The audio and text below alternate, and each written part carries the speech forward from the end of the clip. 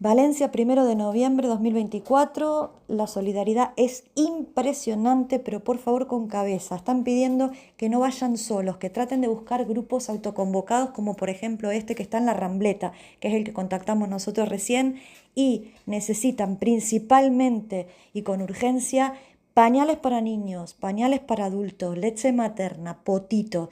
Necesitan alimentos y principalmente necesitan ciclistas y gente a pie con mochilas para poder trasladar todos estos alimentos que ven aquí hacia la zona, y cuanto más lejos se pueda ir mejor. O sea, porque está la gente en Alfafar y Catarroja, pero no está llegando hasta Paiporta. Así que se necesita voluntad de ir a pie cargando de cosas y tener la máxima resistencia, en bici o a pie. Otra cosa importante que nos aclaran es que ropa, por favor, a Cáritas y a Cruz